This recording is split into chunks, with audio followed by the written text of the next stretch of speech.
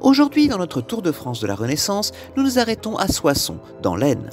Cette ville fut la première capitale du royaume des Francs après le siège et la victoire de Clovis sur un général romain en 486. Cela ne durera que 22 ans. En 508, Clovis déplacera la capitale à Paris. Parmi les monuments les plus spectaculaires de la ville, visitons l'abbaye Saint-Jean-des-Vignes, ou plutôt ce qu'il en reste.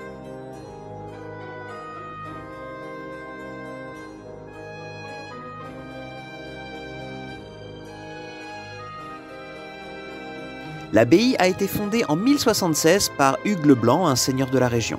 L'édifice que nous voyons provient d'une reconstruction et d'un agrandissement qui commencèrent dans les années 1400 mais qui ne furent achevés qu'en 1520, c'est-à-dire 5 ans après l'accession au trône de François Ier. En 1544, l'abbaye a été le théâtre de la préparation d'un des grands événements diplomatiques de l'époque. En effet, l'empereur du Saint-Empire romain germanique Charles Quint y a séjourné pour y préparer le traité de Crépy. Il y demeura avec sa suite du 13 au 16 septembre. Le traité de Crépy, qui a été signé le 18 septembre, a mis fin à l'une des dernières des multiples guerres entre François Ier et Charles Quint. La motivation derrière l'arrêt des combats a été essentiellement le manque d'argent pour payer les troupes des deux côtés. Signalons une petite curiosité sur les marches qui mènent vers la grande salle et qui ont dû être foulées du pied par l'empereur Charles Quint. On y voit l'empreinte de gastéropodes marins, des cérites.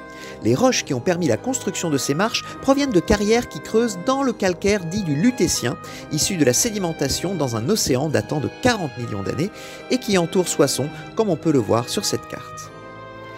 Après avoir accédé au trône à la mort de son père François Ier, Henri II décida de renforcer le système défensif de Soissons.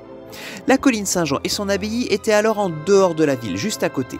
Et cela fut jugé trop dangereux, car l'abbaye pouvait abriter des canons qui tireraient sur Soissons en contrebas en cas d'un nouveau siège. C'est pourquoi il fut proposé de raser l'édifice.